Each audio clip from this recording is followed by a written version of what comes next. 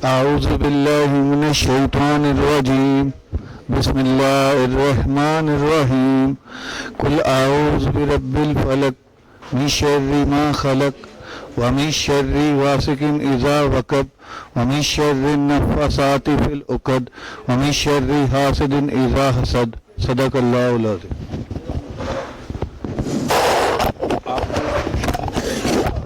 शिरकत जो है मतलब जो दोस्त पीछे हैं आप दोस्त भी आ जाए, मतलब सारे दोस्तों को जो है वो बड़ी ज़रूरी है। तो टॉपिक जो है आज का उसमें इनकम टैक्स ऑर्डिनेंस जो है वो हम स्टार्ट करने जा रहे हैं शुरू से लेके, मतलब इनकम टैक्स ऑर्डिनेंस हम कोशिश करेंगे कि हमारे जितने इंटरेक्टिव सेशंस होते हैं, लेक्चर्स होते हैं, उसमें हम इसको इनकम टैक्स ऑर्डिनेंस को कंप्लीट जो है मतलब जितना जितना हो सके टॉपिक वाइज इसको हम कंप्लीट कर लें।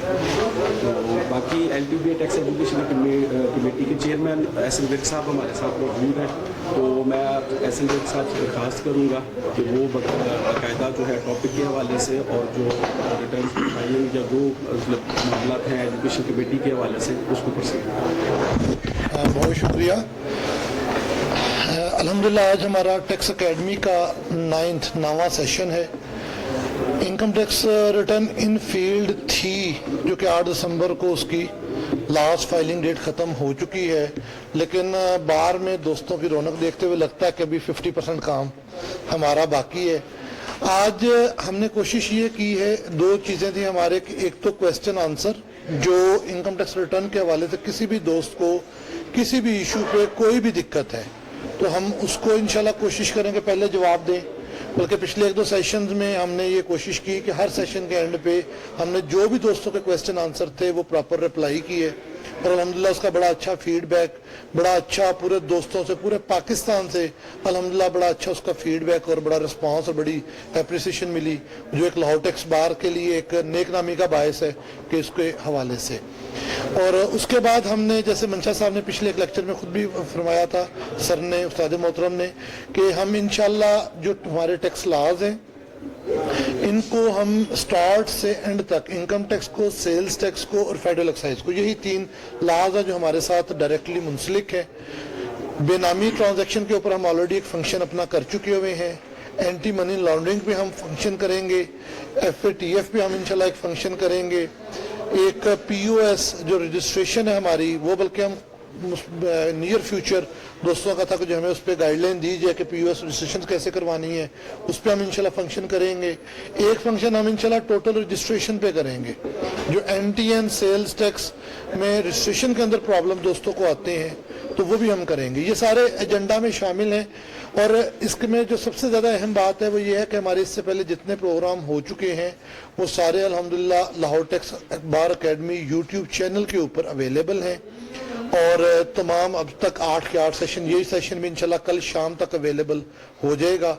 उसको हमने कोशिश की है कि टॉपिक वाइज सेव करें कि जिस हमारे सेशन में जिस टॉपिक पे बात हुई है उसको वो टाइटल लगा के हमने सेव करने की कोशिश की है, ताकि अकॉर्डिंगली कोई भी दोस्त जब भी उसको देखे तो वो उसके लिए रेडी रेफरेंस का काम दे। आज के सेशन के आगाज में वैसे तो हमने पहले करना था इनकम टैक्स लॉज के ऊपर और फिर क्वेश्चन आंसर, लेकिन कुछ दोस्तों ने मुझे कहा कि हम पहले क्वेश्चन करना चाह रहे हैं, काफ़ी सारे क्वेश्चन हैं उन दोस्तों के, तो पहले हम क्वेश्चन आंसर का सिर्फ सेशन लेते हैं, उसके बाद जो है टाइम सेव होगा उसमें हम उस तरफ जाएंगे और जैसे बस इनकम टैक्स रिटर्न क्लोज होगी तो फिर हम अपना बाकायदा टॉपिक वाइज इंशाल्लाह सेशन को स्टार्ट करेंगे। तो सबसे पहले मैं आपसे गुजारिश करूँगा, आपके जितने सवाल हैं एक एक करके आप उस पर कॉल करें और सर से मैं गुजारिश करूँगा कि आप सर इसको रिस्पॉन्स करें।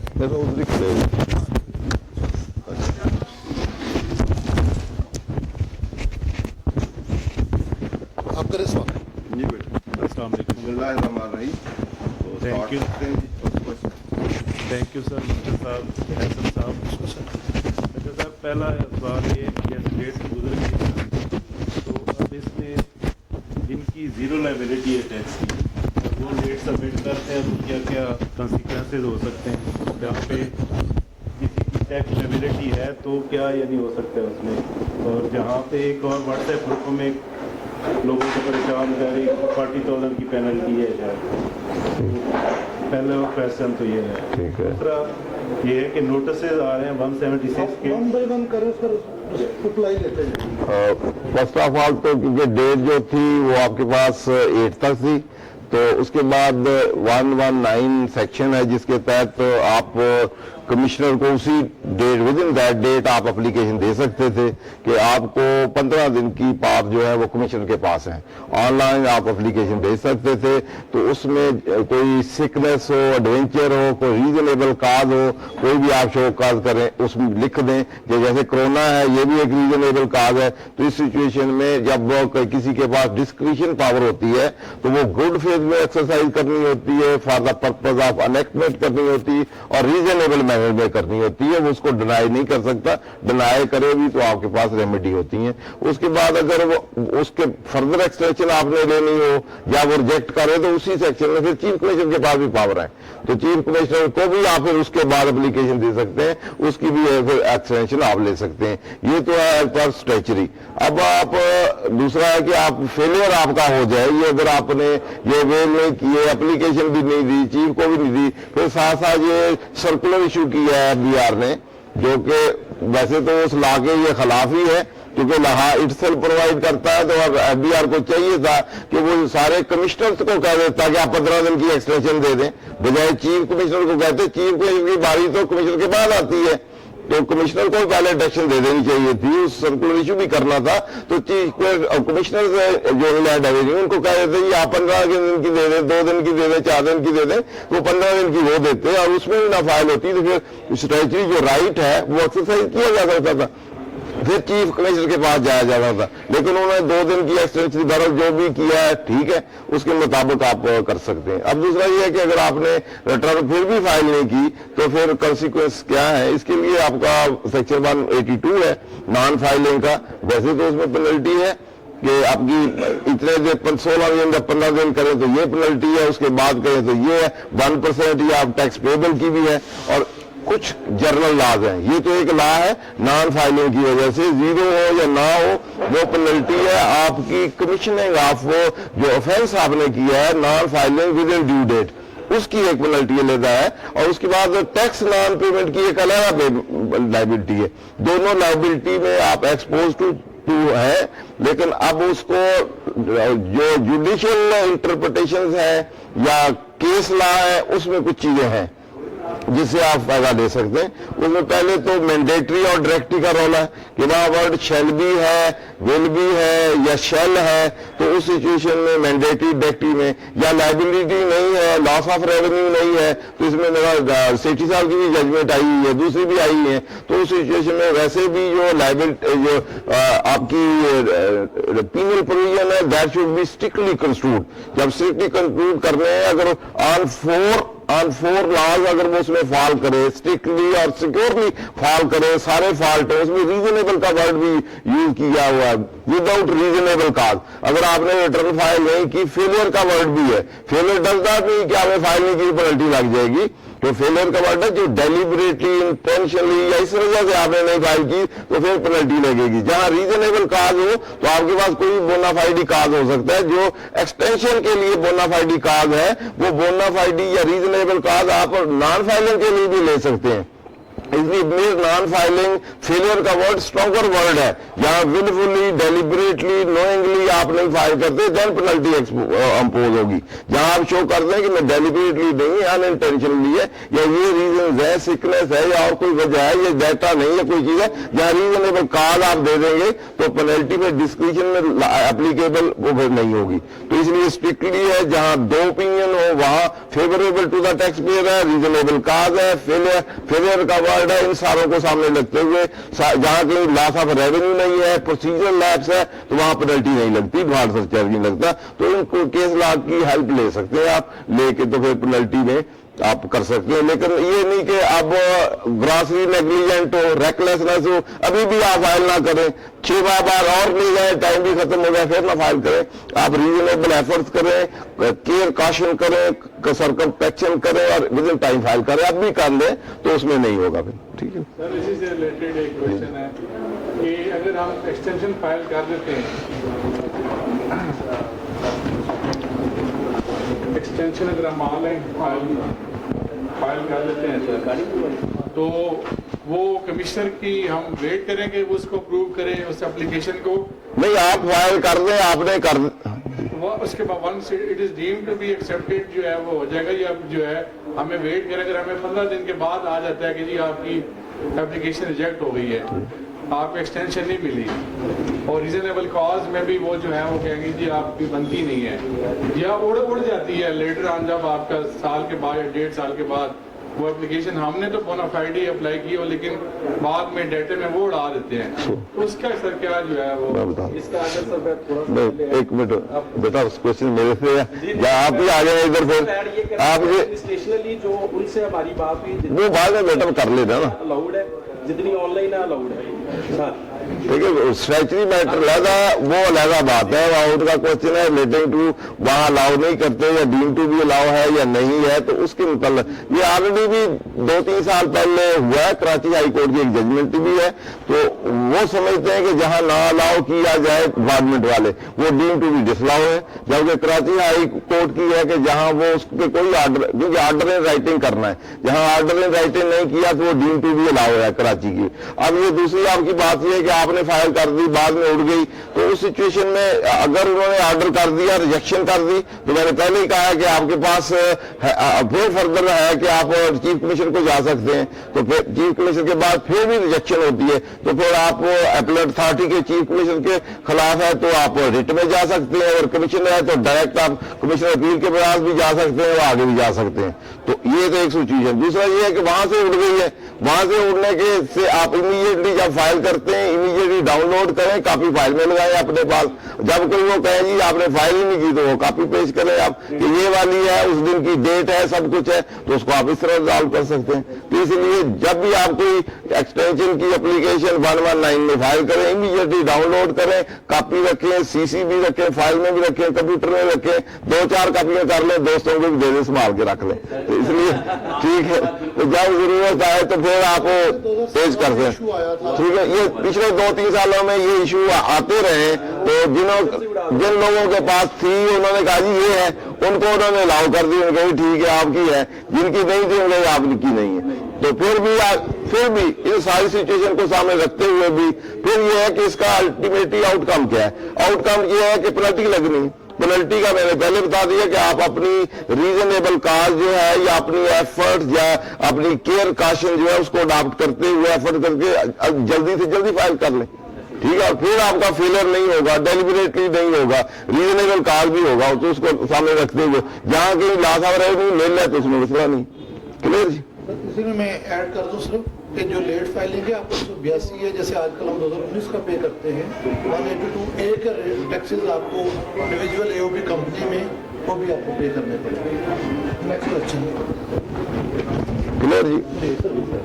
तो दूसरा सर अभी जो नोटिस आ रहे हैं ना 176 के 2019 में जहाँ पे लोगों से अपनी इंफॉर्मेशन डिक्लेरेशन से रह गई हुई है, तो हमारा क्योंकि कल्चर है कोई बंदा भी डॉक्यूमेंट नहीं रखता, कई ऐसी भी होल्डिंग भी हुई है उनको खुद नहीं पता, और FBR पे भी जो डाटा है वो कुछ 70% 65% ठीक है। बाकी इवन मोबाइल का अगर हम देखें तो बिल अमाउंट शो कर रहा होता है 3000, टैक्स अमाउंट कर रहा होता है 12000 रुपये, तो वहाँ से भी आप नहीं उसको ले सकते वो, और क्लाइंट जो है उनको खुद भी इन चीज़ों का ज़्यादातर ऐसे ही है कि उनको खुद नहीं पता। तो इसमें अब ज़ाहिर है वो जो नोटिस आए हैं उसको हमने 15 तारीख किसी को किसी की लीज है रिप्लाई भी करना है, रिवाइज रिटर्न भी करनी है, तो उसमें हम यानी क्या मैयर लें या कैसे 176 रिलेटिंग टू व्हाट 176 है कि आपसे कोई भी इंफॉर्मेशन कॉल की जा सकती है। इंफॉर्मेशन अवेलेबल है, सुन ले, अब पहली बात तो है कि क्या 176 इंफॉर्मेशन हर बंदे को दिया जा सकता है कि नहीं, रोविंग एंड फिशिंग इंक्वायरी की जा सकती है कि नहीं, किसको दिया जा सकता है किसको नहीं दिया जा सकता।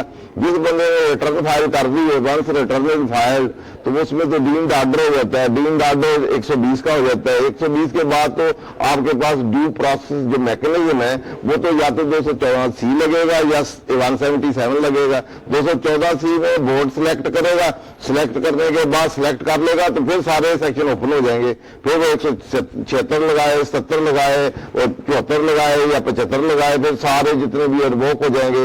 Once return file all the section went into sleep, उसमें कोई एक्शन नहीं हो सकता। वंस सिलेक्शन उसने कर दी 214 की, फिर वो एक अप हो जाएंगे, फिर सारे ऑपरेटिव हो जाएंगे, फिर सारे की एक्शन हो सकता है। इसी तरह अगर 214C नहीं की तो उसके साथ ही आपको 177 का डायरेक्ट कमिश्नर के पास पावर है। कमिश्नर जो है आपको उसके पावर जो है डायरेक्ट नोटिस नहीं इशू कर सकता, ना वो डेलीगेट कर सकता है। उसके लिए प्रोविजन है सब सेक्शन 1 और सेक्शन 177 कि उसके लिए पहले वो रीजन रिकॉर्ड करेगा इन राइटिंग। इट मीन पहले अपने पास उसकी reason recording in writing order करेगा कि ये रीजन है, ये डेफिशिएंसी है, ये आपके फॉल्ट है रिटर्न में, ये चीजें, और फिर वो आपको कन्फ्रंट करेगा। कन्फ्रंट करा के फिर आपकी एक्सप्लेनेशन लेगा और फिर वो ऑर्डर आप सिलेक्ट हो जाएंगे और फिर उसके पास पावर आ जाएगी कि वो रिक्विजिशन आप रिकॉर्ड करे आपसे या चीजें करे। फिर ऑनवर्ड वो 176 भी लगा सकता है, दूसरा भी लगा सकता है। ये तो है with regard to tax payer who has filed the return. और दूसरा एक वो है जो रिटर्न फाइल ही नहीं की, उसके लिए 176 की प्रोसीडिंग कर सकता है। पहले रिटर्न की प्रोसीडिंग करेगा, आप रिटर्न फाइल 114 की करेगा, रिटर्न फाइल नहीं करेंगे 176 देगा, 70 देगा, एक्सपर्ट ऑर्डर आपका 121 में वो पास कर देगा। दूसरा ये कुछ चीजों में किसी और का ऑडिट हो रहा है, थर्ड पार्टी है उसका ऑडिट हो रहा है, उसमें वो इन्वेस्टिगेशन करनी है, आपसे उसका रिलेशन है, तो फिर लिमिटेड की इंफॉर्मेशन वो मांग सकता है। जैसे वहां वो शो कर रहा है कि आपने उसका 5 लाख रुपए देना है, तो आपको लेटर लिख सकता है कि ये रिकॉर्ड कंफर्मेशन पर्पज के लिए कि उसका जब ऑडिट हो रहा है तो आपसे लिमिटेड इंफॉर्मेशन मांगी जा सकती है। जैसे कि किसी ने इसी तरह का कराची में एक केस था कि बैंक के वहां उन्होंने मशीन जो है, जो मशीन इंस्टॉल थी उसकी इंफॉर्मेशन मांग दी, या एंटियन उनके मांग ले, कौन लोग है, किन के एंटियन, तो लिमिटेड इंफॉर्मेशन जो है वो मांगी जा सकती है। आपसे डिटेल के आप बुक्स लेके आए, आप जी अपना ऑडिट करवाएं, या आप ये चीजें लाएं, बैंक स्टेटमेंट दें, ये information amount to conducting fishing rogue inquiry और कंडक्टिंग ऑडिट इन्वेस्टिगेशन है, इसके लिए ड्यू प्रोसेस है। फिर तो जो आपका 122 लगना है उसके लिए डेफिनेट इंफॉर्मेशन एक्वायर करना मैंडेटरी है पहले, तो ये इस तरह फिर आपसे ले लेगा वो डेफिनेट इंफॉर्मेशन, तो आपको वो अप्लाई कर देगा, इसलिए आपको वो नोटिस इस तरह का नहीं दे।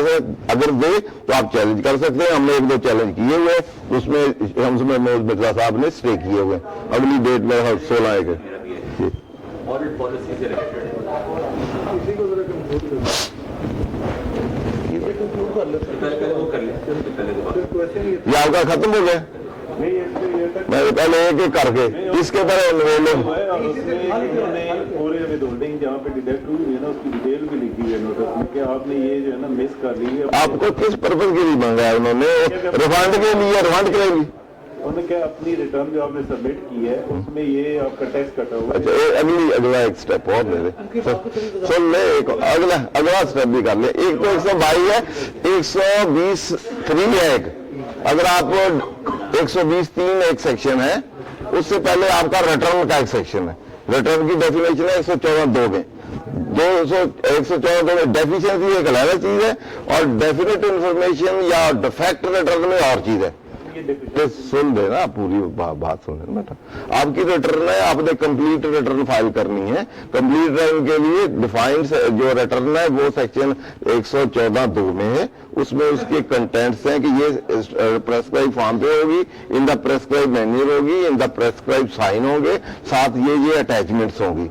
तो जैसे अकाउंट्स हैं या वेल्थ स्टेटमेंट है या कोई और स्टेटमेंट है, अगर इनमें से कोई चीजें नहीं होंगी तो वंस आप रिटर्न फाइल करेंगे तो वो आपकी डीम टू बी ऑर्डर होगा, लेकिन सब्जेक्ट टू कंडीशन होगा कि वो आपको 1 साल के from the end of that year वो 1 साल में आपको डेफिशिएंसी का नोटिस दे सकते हैं कि ये रिटर्न की जो चीजें थी इसका भी लिमिटेड स्कोप है कि ये रिटर्न इसके आपकी जो रिटर्न है उसके साथ ये चीजें होनी चाहिए थी, नहीं है तो ये रिटर्न आपकी डेफिशिएंसी है, रिटर्न कंप्लीट नहीं है, इनकम्प्लीट है, तो ये आप इसे 15 दिनों के अंदर अंदर ये इंफॉर्मेशन आप दे दें। अगर आप वो इंफॉर्मेशन जो आपने देनी है, प्रूफ ऑफ पेमेंट आपने देने हैं, ठीक है। अगर आपने प्रूफ ऑफ पेमेंट नहीं दिए, अगर आपसे मांगता है वो 176 की यही मांग सकता है, वो कह सकता है कि आप ये प्रूफ दें, ठीक है, टू दैट एक्सटेंड। अब तो उसका 120(3) का स्कोप भी बहुत ब्रॉडन कर दिया है इस साल जो है, तो उसको उन्होंने कहा इसमें भी असेसमेंट करके नया ही असेसमेंट वो कर सकता है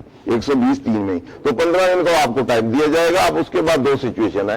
एक सिचुएशन ये है कि आप वो चीजें कंप्लीट कर दें विद इन दैट टाइम, तो एक सिचुएशन है कि आप नहीं कंप्लीट करते। अगर आप कंप्लीट करते हैं तो जिस दिन आप कंप्लीट करेंगे वो ऑर्डर जो है deem to be assessed complete return होगी, उस दिन नहीं जिस दिन आपने फाइल की थी, उसी दिन से वो ट्रीटेड की जाएगी कि वो फाइल आपकी कंप्लीट रिटर्न थी। दूसरी सिचुएशन आपने नहीं की तो फिर उस सिचुएशन में वो होगी कि आपने ऐसे इनकम्प्लीट ऐसे जैसे रिटर्न फाइल ही नहीं की। तीसरी सिचुएशन ये है कि वो उस पीरियड में जो 1 साल है from the end of that year within that वो आपको नोटिस ही नहीं देता, तो then it will be deem to be complete, कि उस टाइम में नहीं नोटिस देता है वो कंप्लीट की जाएगी, समझी जाएगी और उसके बाद वो नोटिस नहीं दे सकता, ऐसे समझ लो।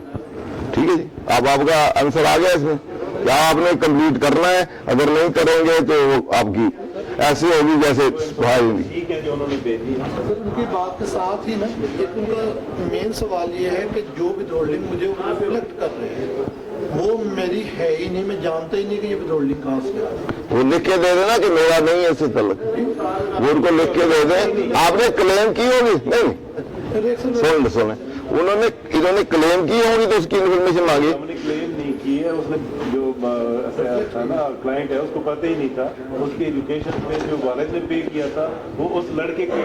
ओ भाई मेरे देखिए उनके पास बहुत सुन तो ले, बात सुने ना, अब देखिए सुन लेना, FBI इंक्वायरी को खोले, FBI के पास जो भी आपके नाम जहां भी डिडक्शन होती हैं सारा रिकॉर्ड होता है और आपको भी उन्होंने पेश किया हुआ है कि रिटर्न फाइल करने से पहले अपनी इंक्वायरी लगाएं, उसमें देखें कि उसमें ईयर वाइज और सेक्शन वाइज सारी आपकी भी तो होल्डिंग है।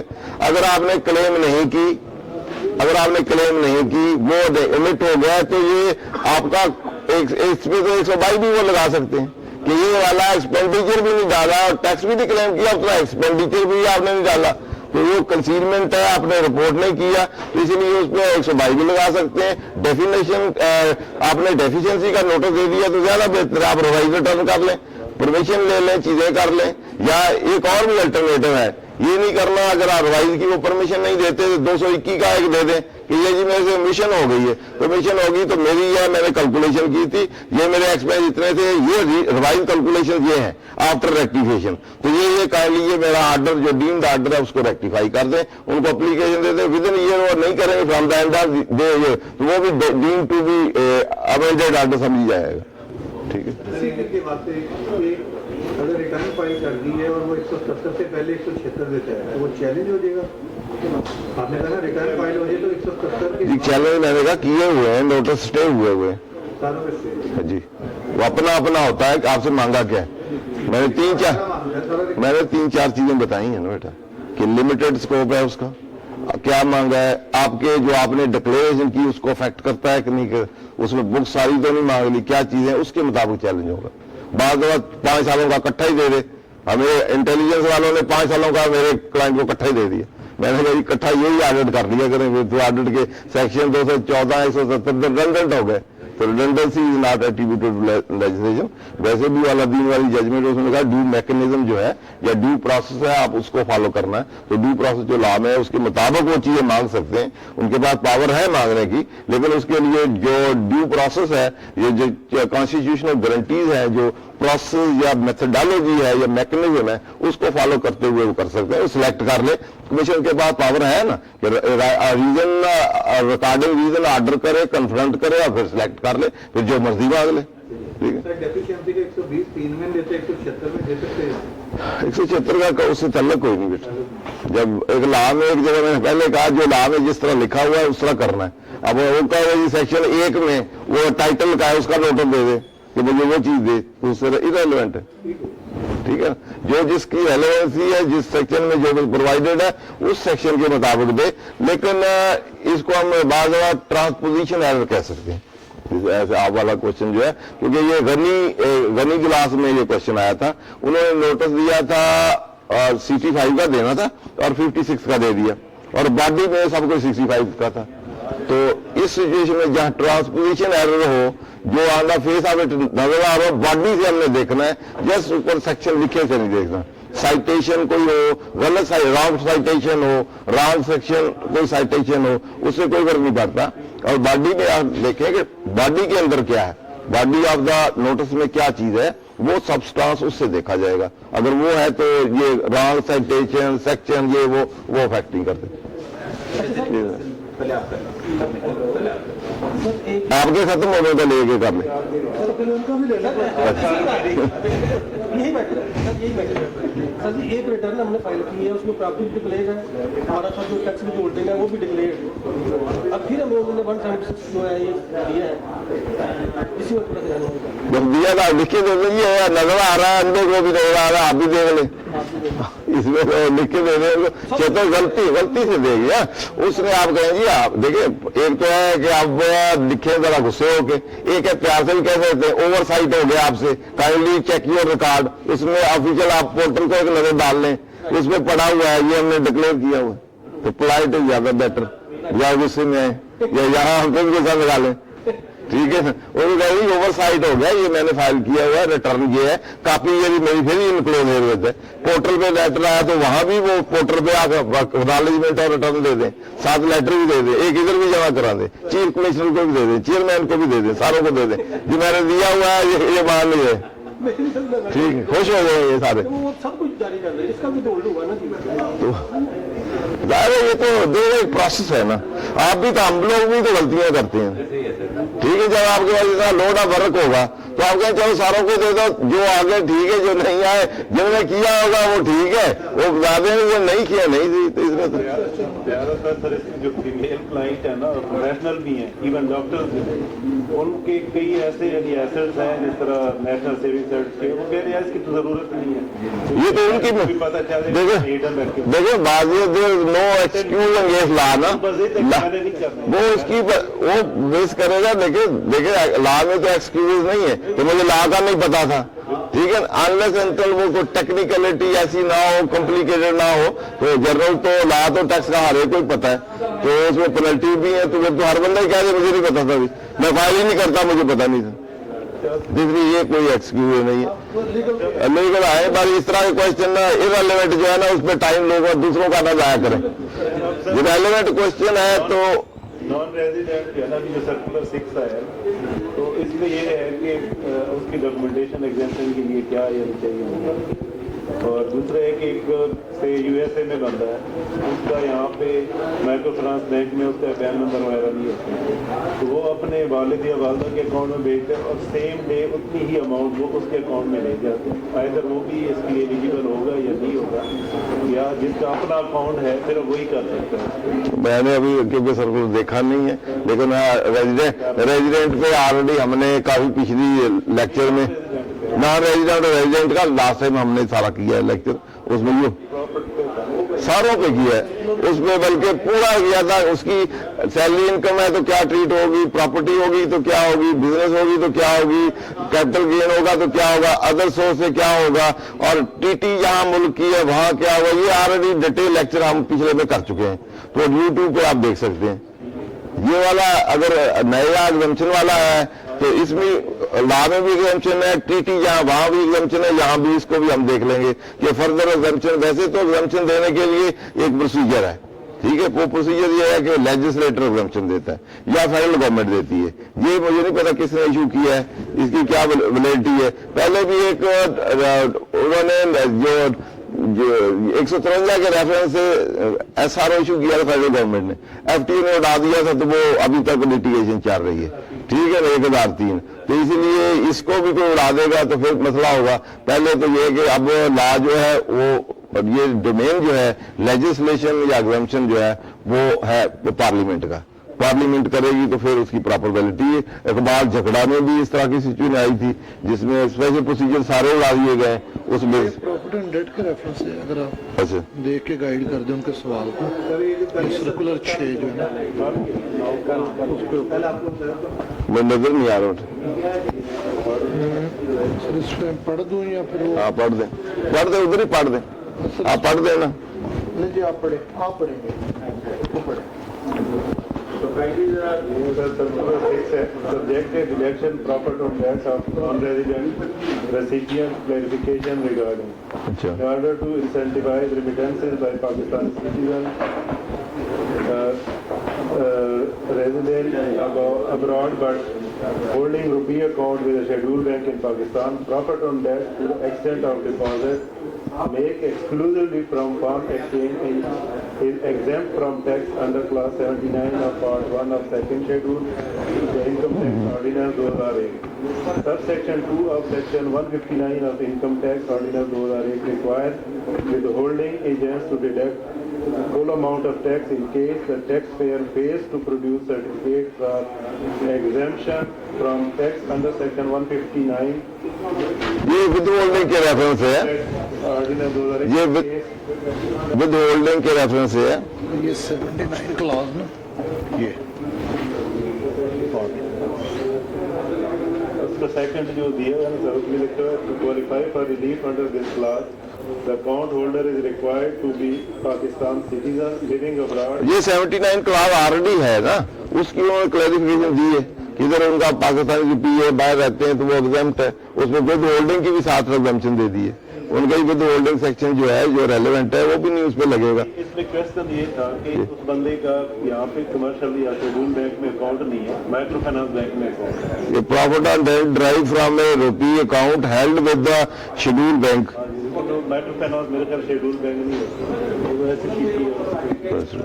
देखिए पहले हम जवाब दे दूं, मैं एक मिनट। 6 के अंदर लिखा है सी में, जो आप कह रहे हैं ना कि लोकल, उन्होंने कहा to qualify for relief under this clause the account holder is required to be Pakistan citizen living abroad and profit on debt may be in no way attributable to local deposit in same account. Local deposit जो आपका हो, वो उसमें नहीं जो अच्छा अब दूसरा क्वेश्चन, एक तो फॉरेन डिपॉजिट वाले लोकल से डील नहीं करता, दूसरा वो शेड्यूल बैंक की, क्योंकि इसमें कंडीशन है, तो इसलिए अगर 111 में भी आप देखें, अगर फॉरेन रेमिटेंस आपको आती है बाहर से, तो that should be in dollar, then it should be in cash in rupee, then it should be from the schedule bank.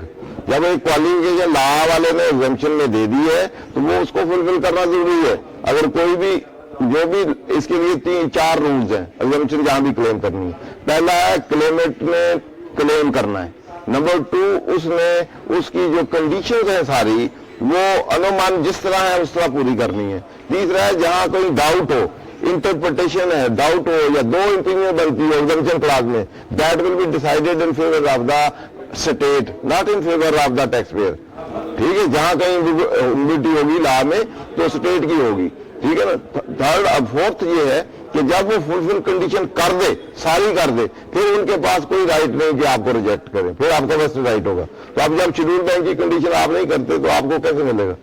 इसलिए कंडीशन सारी फुलफिल करनी है। अकाउंट ओपन करने से पहले आप शेड्यूल बैंक में खोलें, आप थर्ड पार्टी या प्राइवेट के पास ना खोलें, या किसी बंदे के पास, जैसे माइक्रो बैंक है, या तो माइक्रो बैंक के पास हो सकता है शेड्यूल बैंक का स्टेटस हो, स्टेट बैंक से पता कर लें। बैंकिंग कर रहा है तो होना चाहिए मेरे ख्याल हिसाब से, तो अगर नहीं है तो वो नहीं है, इसलिए नहीं होगा। चल बताता हूँ, ये जो ओनली अकाउंट है और ये आपके जैज कैश वाले हैं, ये सारे माइक्रो फाइनेंस बैंक ही यूज कर रहे हैं। वो बराबर देख लेंगे, वो तो अब मैं उसके बारे में नहीं कह सकता, वो तो स्टेट बैंक बता सकता है ना कि ये शेड्यूल बैंक क्वालिफाई करता है कि नहीं। तो शेड्यूल बैंक की अपने रिजर्व की कोई कंडीशंस हैं, बैंकिंग जो भी करते हैं तो उसके मुताबिक वो देखते हैं कौन से शेड्यूल है कौन से नहीं।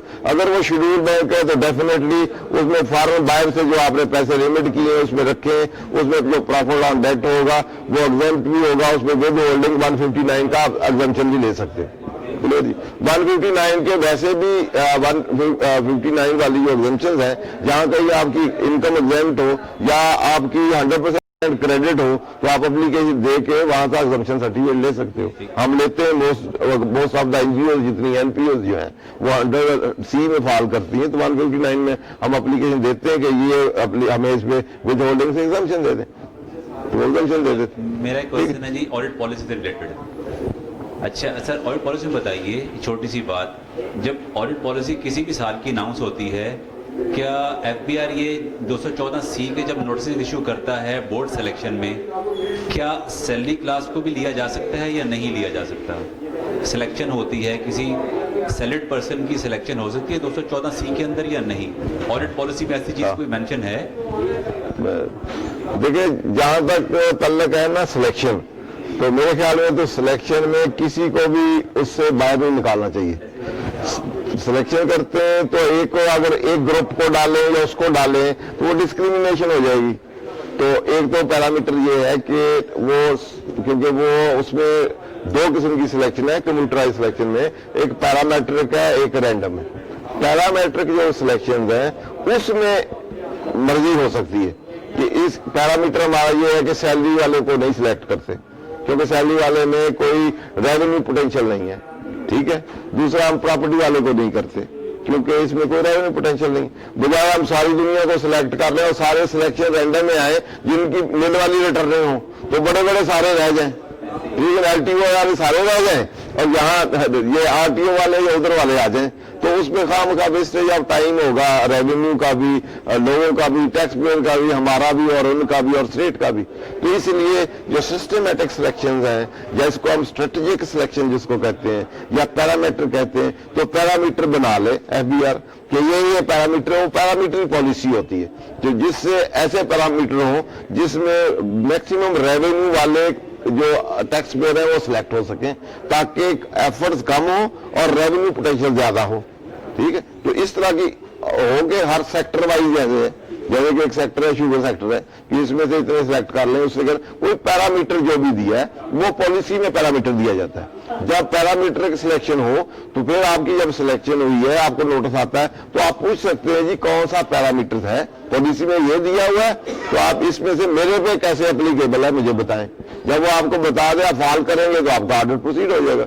अगर आप पैरामीटर में उस क्राइटेरिया में या उस जो भी उन्होंने मेथोडोलॉजी अडॉप्ट की है उसमें आप फॉल नहीं करते तो आपको फिर वो आपको छोड़ देंगे। तो पॉलिसी जो है वैसे लॉ में कहीं नहीं लिखी है, लेकिन कोई भी काम के लिए FBR या जो भी अथॉरिटी होती है वो आगे ये एडमिनिस्ट्रेटिव नेचर होती है तो उसको अपने काम को मिनिमाइज करने के लिए, एफर्ट मिनिमाइज करने के लिए, मैक्सिमम रिजल्ट लेने के लिए, पोटेंशियल रेवेन्यू वाले टैक्सपेयर को लेने के लिए कोई पॉलिसी बनाई जा सकती है।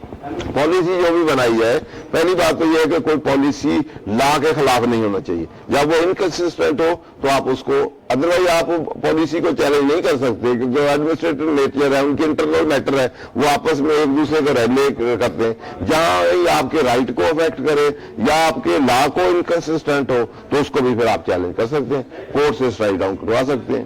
पैरामीटर आपका फॉलो नहीं किया उन्होंने दे दिया एक तो आपके साथ डिस्क्रिमिनेशन होगी, इरेशनैलिटी होगी, तो इसलिए आप वो फिर उसको चैलेंज कर सकते हैं। उनको पहले बता सकते हैं कि ये मैं पैरामीटर में नहीं आता, मुझे इसमें सिलेक्ट ना करें, आपके पास अल्टरनेटिव 170 वाला है उसमें कर लें आप, ठीक है। Thank you. 18 वाले जो केसेस आए हैं मैंने नोट किया है कि अक्सर वो हैं जिनमें विद होल्डिंग की मिसमैच। क्लाइंट ने हमें बताया कि जी मेरी विद होल्डिंग है जी करोड़, और उधर इंक्वायरी में और कुछ बड़ी डिडक्शन और है बाहर की है, प्रॉपर्टी बहुत लोगों ने खरीदी हुई है उसमें वो अमाउंट काफी है, उसमें एडिशन बड़ी हो सकती है तो इसलिए उन्होंने कहा विद होल्डिंग है 1% आप सेल परचेज पे हुआ है आपने डिक्लेयर नहीं की या प्रॉपर्टी में डिक्लेयर की तो उसको सिलेक्ट कर लिया। यहाँ रेवेन्यू पोटेंशियल है तो उसको। इन लोगों ने सर जो मालूमात वाला सिलसिला स्टार्ट किया है इसमें अब जो क्लाइंट हमें इंफॉर्मेशन प्रोवाइड करते हैं और जब हम मालूमात को देखते हैं काफी डिफर निकलता है इसमें। तो पहले तो ऐसे करें कि मालूमात को डाउनलोड करें, डाउनलोड करके उस पर सॉर्टर उसमें एक्सेल में करें, उसमें सॉर्टर लगाएं, सॉर्टर में लगा के पहले उसको ईयर वाइज कर लें, फिर दूसरा काम विद होल्डिंग सेक्शन वाइज कर लें, फिर प्रॉपर्टी एडिशन डिलीशन को अलग कर लें, ठीक है। सारों को अलग एक टेबल बना लें, फिर उसको आप मैच कर लें डिक्लेरेशन में और जो आपकी विद होल्डिंग है उसके क्लेम जो डिडक्शन का उसको क्लेम करें वहां से करें और उसका करस्पॉन्डिंग अमाउंट जो है जैसे एजुकेशन एक्सपेंस है ये नहीं कि उधर आप टैक्स तो क्लेम कर लें और एजुकेशन एक्सपेंस ना डालें, तो दोनों को मैच करके दोनों के करस्पॉन्डिंग टैक्स भी क्लेम करें और करस्पॉन्डिंग एसेट या एक्सपेंस या लायबिलिटी या जिस चीज पे है वो भी करस्पॉन्डिंग जरूर अपना क्लेम करें ताकि दोनों चीजें सारी मैच करें। इस तरह आपका विद होल्डिंग प्रॉपर्टी पे हुआ है, प्रॉपर्टी का विद होल्डिंग भी क्लेम करें और साथ वो प्रॉपर्टी भी डिक्लेयर करें अपने एसेट में, या आपकी वेल्थ में करें या आपके बिजनेस में करें, जहां मर्जी करें, तो दोनों को करस्पॉन्डिंग सारे आप चेक कर लें। जी सर 2017 में जो है ना पहले सैलरी वाले सिलेक्ट हो गए थे फिर उन्होंने उसमें से ना निकाल दिया, बाद में नोटिस वापस। हाँ तो ऐसे ही है ना, वो पोटेंशियल नहीं थे ना उनको नहीं किया इसलिए 2014 का ठीक है, वो पॉलिसी में बता सकते हैं ना, जब 214 भी रैंडम भी सिलेक्ट कर सकते हैं, उनकी मर्जी है, पैरामीटर करेंगे सिलेक्शन, पैरामीटर कंप्यूटर के दे जिसको मर्जी उठा ले, 5% 2% रख ले, जो मर्जी आ जाए। पैरामीटर में एक पैरामीटर दे देंगे कंप्यूटर को, जो पैरामीटर में फाल करेंगे उनकी लिस्ट बन जाएगी। जो अभी मैन्युफैक्चरर की टर्नओवर 50 मिलियन तक की रिटर्न आई, वो 2020 के लिए या 2021 के लिए? तो कल नोटिफाई हुई है रिटर्न जिसमें 5 करोड़ तक जो मैन्युफैक्चर का टर्नओवर है उसके लिए सिंप्लीफाइड रिटर्न है। पहली बात तो यह है, FBR भी ऑन द वन साइड तो कह रहे हैं जी आपकी रिटर्न की डेट खत्म हो गई है, ठीक है, रिटर्न की डेट 8 थी जी। ऑन द अदर हैंड वो प्रेस्क्राइब फॉर्म दे रहे हैं, वो प्रेस्क्राइब फॉर्म रिटर्न के लिए होता है, पहले प्रेस्क्राइब फॉर्म होगा, उसकी आप नोटिफाई करेंगे, उस पर आप लोगों के ऑब्जेक्शन लेंगे, 15 दिन को क्लियर देंगे, फिर उसके बाद वो वैलिड होगा, फिर उसमें रिटर्न फाइल करेंगे। तो फिर रिटर्न की डेट आपने खत्म कर दी, अब वो मैन्युफैक्चरर वाला सारों की खत्म होगी कि उसके लिए है। अब रिटर्न एक बंदे के लिए या एक सेक्शन के लिए तो नहीं दे सकते, के लिए मैन्युफैक्चरर के लिए तो डेट एक्सटेंडेड है और बाकियों के लिए डेट एक्सटेंडेड नहीं है। तो भाई आपका फॉल्ट है, आप यही बाकी रिटर्न आपने दी है तो फुल रिटर्न उसी वक्त सारों की दें। इसके लिए तो अब आप ड्राफ्ट नोटिफिकेशन दे रहे हैं, उसके बाद फाइनल आएगा, तो क्या ये चलती रहेगी? उसके ऊपर ये कौन सा लिखा हुआ है? फाइनल कल आ गई है, कल 9 आ गई है। उसमें क्या लिखा है? क्या 9 को फाइनल हुई है और डेट उनकी 8 है। रूल में अमेंडमेंट करके रूल के नीचे हमने ये लगा दी है।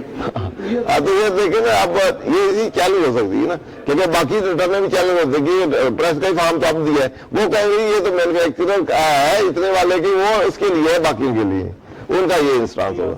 मैंने 1-2 की अपनी की भी है, एक्सटेंशन ऑफ अप्रूव भी होगी, तो मैं इसलिए पूछ रहा था कि अब हम 50 दे सकते हैं, आप दे सकते क्यों नहीं देते, आप करें। जो पहले भी 114B के रिटेलर का एक अलग होता था, तो वो उसी तरह की ये है मैन्युफैक्चरर, ये आप कर सकते हैं। जब आ गई है तो आप वैलिड है, आज से आप दे सकते हैं जी। कैपिटल गेन है ना मूवेबल प्रॉपर्टी पे, उसके ट्रीटमेंट वो पहले हमने इसे पूरा लेक्चर दिया हुआ, उधर से देख ले, थोड़ा सा क्या बता दें हम। पूछे आज के दिन उनका नाम किया हुआ हम इमोल प्रॉपर्टी के सेक्शन आपका 37A है, नॉट विद स्टैंडिंग का सेक्शन है। तो उसमें आपका जो आप प्रॉपर्टी, पहले तो उसमें टेबल दिया हुआ है कि आपने एक विदिन ईयर बेचनी है या 1 साल के, वो फिर आगे कैटेगरी है। पहले थी कैटेगरी थी कि आपकी 8 और 4 साल की थी, अब उन्होंने वो खत्म कर दी। अच्छा, जिस तरह गाड़ी है उसके गेन आ गया, फॉरेन करेंसी है आपके पास। अच्छा, आप गेम किस पे आप पूछ रहे हैं? इमोल प्रॉपर्टी नहीं मूवेबल का वो मैं बताया। अच्छा, मूवेबल का भी हमने एक्सप्लेन किया था। मूवेबल प्रॉपर्टी जो है उसमें कैपिटल एसेट एक डिफाइंड है, कैपिटल एसेट की डेफिनेशन है, उसमें कुछ इंक्लूजन है, कुछ एक्सक्लूजन है। अब इसमें सर सुन लेना पहले, मूवेबल कुछ ऐसे ट्रेडिंग एसेट होते हैं जिसकी बाइंग सेलिंग करते हैं, उसमें भी गेन आता है। तो आप सेक्शन आपका जो 18 है वहां लिखेंगे तो वहां लिखा हुआ प्रॉफिट एंड गेन, तो वो इस सेक्शन में चार्ज नहीं होगा। जो लॉन्ग टर्म आपका ट्रेड इन्वेस्टमेंट एसेट आपका होगा, और इन्वेस्टमेंट भी जो पर्सनल नहीं होगा, अगर गाड़ी जैसी आपकी पर्सनल है तो उसमें गेन आएगा, तो वो कैपिटल एसेट नहीं है, तो इसमें चार्जेबल टू टैक्स नहीं है। और कुछ पर्सनल एसेट जो है वो सेक्शन 35 या 38 का सब सेक्शन 5 है, जिसमें एंटीक चीजें हैं, सोना है, इस तरह की चीजें हैं, वो आपका कैपिटल एसेट ही है, तो उसमें गेन जो आएगा वो आपका टैक्सेबल होगा, उसकी कैलकुलेशन होगी। कुछ एक आपने सब सेक्शन 30 उसका एंड पे एक सेक्शन था जिसमें कुछ ऐसे एसेट्स हैं जिनमें रिकॉग्नाइज नहीं होता। 37 का ये 5, हाँ 37 का 5 है। 5 में उन्होंने ये, इसमें तो कैपिटल एसेट पॉइंट है, इसमें कैपिटल एसेट है, और एंड पे एक और है 30, जो ये ज्वेलरी और एंटीक, ज्वेलरी और एंटीक, ये 38 का सब सेक्शन 5 है। इसमें कोई मूवेबल प्रॉपर्टी है, वो कैपिटल एसेट कंसीडर होंगे। ठीक है, गाड़ी शाड़ी जो है, otherwise personal asset are not capital asset, excluded from the definition of capital asset. उसमें कोई गेन होगा वो आएगा, जब कैपिटल एसेट नहीं है तो उसमें गेन भी टैक्सेबल नहीं होगा इस सेक्शन में। ठीक है, पहले कैपिटल एसेट होना जरूरी है, फिर कास्ट जो है जो अकॉर्डिंग टू लॉ डिटर्मिनेशन जरूरी है, फिर उसकी सेल प्रोसीडर जो है वो उसके मुताबिक उसकी टर्मिनेशन जरूरी है, फिर उसके डिफरेंशियल जो है excess of proceed over the cost होना जरूरी है, वो डिफरेंशियल होना है। और डिफरेंशियल के बाद फिर आगे मोडेलिटी है कि कितना उसमें से इन द ईयर है, अगले में है, कितना एग्जाम्प्ट है, वो खत्म करके बाकी जो टैक्सेशन रेट जो है नॉर्मल है। एक सिचुएशन में मिनिमम भी है, जहाँ विद इन द ईयर आप बेचेंगे मूल प्रॉपर्टी तो मिनिमम है, तो उसके मुताबिक वो टैक्सेशन होगा। अभी जो यूज्ड व्हीकल पे हो जाता है ना जीएसटी एक ऐसा चीज है, जीएसटी वो है जो आपको इंडिविजुअल बिजनेस के लिए यूज कर रहे हैं, वो वाला होगा, उसके लिए अदरवाइज एक पहले इसमें जजमेंट आई थी कोई स्क्रैप या इस तरह की चीजें बेचें कि एसेट मशीनरी या प्लांट इसमें है भी है कि नहीं। फिर वो नोवेटास की कौन सी एक जजमेंट थी कराची हाई कोर्ट की, उन्होंने कहा नहीं जी ये टैक्सेबल एक्टिव नहीं है। फिर आगे संगठ शुगर मिल में सुप्रीम कोर्ट ने कहा जी वो अनलेस एग्जाम्प्ट नहीं है तो टैक्सेबल है। बिजनेस से रिलेटेड का स्क्रैप बिजनेस से रिलेटेड वो तो टैक्स देखिए, पहले बात है कोई टैक्स सेल टैक्स लगना है तो टैक्सेबल सप्लाई की डेफिनेशन है, टैक्सेबल गुड्स और टैक्सेबल सप्लाई की डेफिनेशन क्वालिफाई करेगा। और इन फर्दरेंस ऑफ टैक्सेबल एक्टिविटी जिसका आप बिजनेस करते हैं, बाइंग सेलिंग करते हैं, उसमें आएगा तो देन में चार्जेबल होगा। जो चीज उसमें नहीं, ऐसे नहीं कि आज मैं कोई चीज खरीदी है तो भाई बेची है, किसी के भाई को दे दी तो फिर टैक्स लग जाएगा, ऐसे नहीं है। वो फर्दर टैक्सेबल सप्लाई वैल्यू, पहले टैक्सेबल गुड्स, फिर टैक्सेबल सप्लाई, फिर टैक्सेबल वैल्यू, फिर इन फर्दरेंस ऑफ टैक्सेबल एक्टिविटी। वो प्रोसेस बिजनेस रेगुलर एक्टिविटी में भी जरूरी जी। सेक्शन 3 जो है चार्जिंग सेक्शन है, और उसके साथ ही आप सेक्शन 2 का सेक्शन 39 सब सेक्शन जो है वो 41 और 46 और टाइम ऑफ सप्लाई भी है वो 40 आगे है कुछ, ये सारे कलेक्टिवली पढ़े और फिर साथ लगाए 3 के, तो सारी कंडीशनें 46 भी ये सारे को लाए तो फिर जो ये फुलफिल होंगी ऑल इंग्रेडिएंट ऑफ चार्जेबिलिटी ये फुलफिल होंगी तो then incident of tax rise होगा। अगर सारी फुलफिल नहीं होती तो फिर टैक्स नहीं है। अगर आपका बिजनेस है गाड़ियाँ खरीदना बेचना तो लगेगा फिर आपने स्टेटस लिस्टेड भी होना है, फिर सारा कुछ ही है। वो सेक्शन 14 टैक्सेबल सप्लाई वाला रजिस्ट्रेशन भी होगा, अगर आप नहीं करेंगे तो वो आपको कंपल्सरी भी कर सकते हैं, पेनल्टियां लगा सकते हैं, टैक्स भी लगा सकते हैं। सर एक सवाल मेरा, उसके बाद हम लेक्चर की तरफ चलेंगे। सवाल ये है कि जो ब्लड रिलेशन को गिफ्ट हम देते हैं क्या ये बगैर क्रॉस चेक के हो सकता है कि नहीं? बाप बेटा मियाँ बीवी बहन भाई, अगर वैसे 639 कहता है कि ये जरूर होगा, तो इसमें कोई एक्सक्लूजन है या नहीं? ब्लड रिलेशन में टैक्सेशन होगी कि नहीं होगी, पहले तो ये टैक्सेबल है कि नहीं है, क्योंकि पहले तो section income from other source section जो आपका 39 है उसमें ये था ही नहीं, पिछले साल इसको ऐड किया है। आखिरी जो उसकी सब सेक्शन उसका है खोल के देखें तो पिछले साल ऐड किया है। इट मीन ये कैपिटल सीट समझी जाती थी पहले, तो इसमें टैक्सेशन नहीं थी। और उस कैपिटल सीट के लिए जनरल रूल ये है कि जो रेवेन्यू रिसीट्स होती हैं वो टैक्सेबल होती हैं, जो कैपिटल रिसीट्स होती हैं वो टैक्सेबल नहीं होती। लेकिन जहां कहीं कैपिटल रिसीट कैपिटल गेन को लेजिस्लेटर ने कह दिया हो कि ये टैक्सेशन होगी तो फिर वो टैक्सेशन होती है। ठीक है, जहां expressly explicitly generally capital receipt taxable नहीं होती, जहां लेजिस्लेटर ने एक्सप्लिसिटली कह दिया कि ये कैपिटल रिसीट टैक्सेबल होगी तो देन इट इज टैक्सेबल, और उसके करस्पॉन्डिंग एक्सपेंस ये वो जो भी अलाउ होंगे। अब ये आ गया कि ये कैपिटल रिसीट क्या है और रेवेन्यू रिसीट क्या है। जो आपकी रेगुलर एक्टिविटी हो, रिकरिंग एक्टिविटी करते हो, उससे एक्सपेंस हो या इनकम हो, उसको हम रेवेन्यू रिसीट कहते हैं। जो एक्सेप्शनल हो, जो कभी कभार हो, ठीक है, उसकी डिस्पोजल हो। एक्सेप्शनल अनयूजुअल जो आप कभी कभार हो, या आपकी कैपेसिटी को बढ़ाते हो, या आपके उससे फर्दर प्रोडक्शन आप करते हो, या आपके परमानेंट लॉन्ग टर्म नेचर के हो, तो इस तरह की चीजें से डिस्पोजल हो, या आप एक्सपेंडिचर भी, उसको कैपिटल एक्सपेंडिचर भी कहते हैं, कैपिटल रिसीट भी कहते हैं, लेटर ऑन हम इसमें डिटेल डिस्कस करेंगे।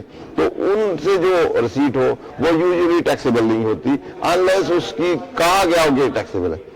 यहाँ सेक्शन 39(5)(4) है, उसमें कह दिया गया कि जो आपके एडवांसेस होंगे, डिपॉजिट्स होंगे, या लोन्स होंगे, या गिफ्ट होंगे, पहले ये पुराना सेक्शन 79 जो था उसमें 12-18 सेक्शन था, सेक्शन 12 था, सब सेक्शन 18 था, उसमें काफी इस पे लिटिगेशन चलती रही। पहले उसमें जस्ट लोन था, फिर शेयर डिपॉजिट मनी आई, उसमें उन्होंने कहा ये भी है जी, हमने कहा जी ये तो इसमें है नहीं, उन्होंने फिर उसके बाद तो क्लैरिफिकेशन दी, वो कोर्ट ने हमारी फेवर में कर दिया। उसके बाद फिर उन्होंने वहां शेयर डिपॉजिट मनी भी डाल दिया, फिर उसके बाद उन्होंने ये गिफ्ट भी डाल दिया और दूसरी चीजें भी डाल दी। जब मैजिस्ट्रेट ने वहां डाल दिया तो फिर उसके बाद वो कंडीशन फुलफिल करना जरूरी हो गई। तो जरूरी के बाद अगर आप क्लेम फुलफिल करते हैं तो फिर आपको वो एग्जेम्पशन है उसकी आप ले सकते हैं, otherwise that will be treated your वो इनकम ट्रीट होगी। अब हम गिफ्ट की बात करते हैं। गिफ्ट पहले तक तो उधर था ही नहीं, अब उन्होंने कहा जी गिफ्ट टैक्सेबल है, कहाँ लिखा है सब सेक्शन में, उसको जरा, इससे पहले मैं 2-4 जजमेंट या इस्लामिक लॉ बता देता हूँ, फिर हम इसको पढ़ लेंगे।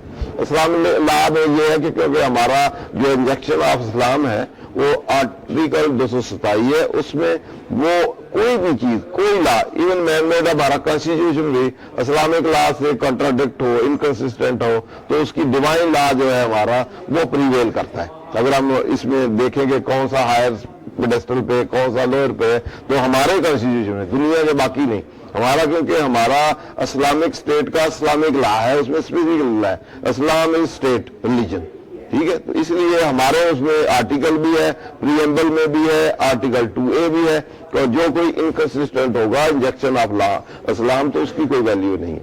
क्योंकि इंसान जो है वो कोई ऐसा लॉ नहीं बना सकता, रूल रेगुलेशन नहीं बना सकता, जो हमारे सबसे बड़ा हमारा कॉन्स्टिट्यूशन कुरान है और रूल रेगुलेशन हमारी सुन्नत और हदीस है, उसके खिलाफ कोई लॉ कोई नहीं जा सकता, ठीक है। इसलिए जहां कहीं कोई लॉ उससे कॉन्ट्राडिक्ट करेगा, कंसिस्टेंट होगा उसके साथ तो ठीक है, इनकंसिस्टेंट होगा तो उसकी कोई वैल्यू नहीं हमारी हैसियत में।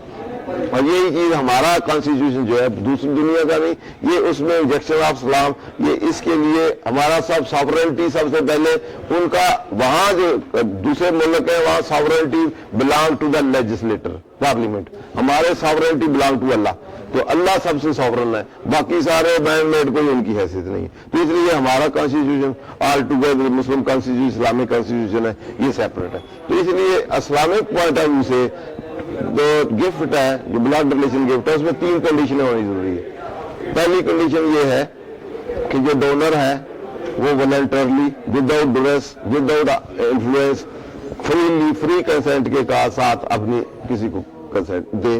कोई चीज वो कैश हो सकता है, इन काइंड हो सकता है, कोई चीज भी हो सकती है, ठीक है। दूसरी कंडीशन ये है कि जो जिसको दिया गया है वो उसको एक्सेप्ट करे। थर्ड कंडीशन है कि वो रेलेवेंट चीज का पोजेशन ट्रांसफर हो जाए, पोजेशन उसको दे दिया जाए। चौथी कंडीशन है नहीं है, इसलिए जो कोई भी कंडीशन लगाएगा वो अन इस्लामिक। इसमें पेशावर हाई कोर्ट ने एक जजमेंट ऑलरेडी दी थी, यही वाली 3 बातें उन्होंने की थी। और वैसे गिफ्ट की कंडीशन आप सिविल लॉ में, फैमिली लॉ में जहां कहीं देखें तो यही होंगी। और in the light of that judgement हम उसको, अगर किसी वजह से रह गया है तो हम इसको कह सकते हैं कि ये जी मिल सकता है, अभी तो नहीं मिलता, मिल जाएगा। जब हम 39 पे आएंगे तो सेक्शन को जब करेंगे तो उसमें सारे उसके रिलेटेड जितने भी लाज हैं वो हम कर सकते हैं। अच्छा, इसमें एक और है, अगर आपने गिफ्ट दिया कैश, इसमें भी जजमेंटें हैं। कैश की बजाय अगर आप कहें मैंने दिए प्राइस बॉन्ड, तो वो ये लाभ नहीं अप्लीकेबल करता, ठीक है। अगर आपने बजाय कहें गिफ्ट दिया है मैंने कैश, अगर आप कहते price bond is not a cash, वो एक इंस्ट्रूमेंट है, जब इंस्ट्रूमेंट दिया है तो कैश नहीं है। Cash is always in money form, आप करेंसी जो है पाकिस्तानी करेंसी दी है, तो इसलिए आप जहां कहीं वो कहें कैश दिया तो आप कहेंगे मैं तो प्राइस बॉन्ड दिए, ठीक है। प्राइस बॉन्ड से आप बच सकते हैं, ठीक है जी। और कोई सर बैंक स्टेटमेंट में अगर मैंने प्राइस बॉन्ड की वैल्यू डिक्लेयर करनी है तो क्या मुझे उसके नंबर देने पड़ेंगे? कल को गिफ्ट मैंने क्लेम करना है उसका, तो क्या कोई जरूरी नहीं, चाहे तो आप जनवरी डिक्लेयर कर दें। वैल्यू तो डिक्लेयर हम कर देते हैं जितने लाख के तो आपको जरूरी नहीं है बाद में, क्योंकि वहां बाहर से आप ले सकते हैं। ये मैं पता नहीं कहूँ भी या ना कहूँ। ठीक है जी, ये इसमें रहने ही दें। ठीक है, ये क्वेश्चन आंसर ओवर जी। चले बेटा, आज ही हमारा टॉपिक जो था, जो जिसपे लेक्चर देना था, लेक्चर जिस पे टॉपिक था वो था scope and implication of preamble, title, extent and commencement of A act. लेकिन क्योंकि जो मैसेज चलाया गया है, मैसेज में आया scope and implication of tax laws. ठीक है जी, तो हम अपने जो मैसेज है हम उसके मुताबिक चलेंगे और वो वाला उस पर बात करेंगे। ठीक है जी, क्योंकि लेक्चर दूसरा था तो बेटा उस पर लगाए जो इन्होंने मैसेज दिए, क्योंकि दोनों है हमारे पास, दोनों की प्रेजेंटेशन बनी हुई है, तो हम उसको पहले कर लेते हैं कि टैक्स लॉ क्या है, कॉन्स्टिट्यूशन मैटर क्या है। यूजुअली हमारे टैक्स लॉयर जो है या टैक्स प्रैक्टिशनर जो है उनको कॉन्स्टिट्यूशन का ये तो नहीं कहता बिल्कुल पता नहीं है, लेकिन उनको कम पता है, तो इसलिए वो उसका पता होना या उसका नॉलेज होना वो भी जरूरी है। तो आज हम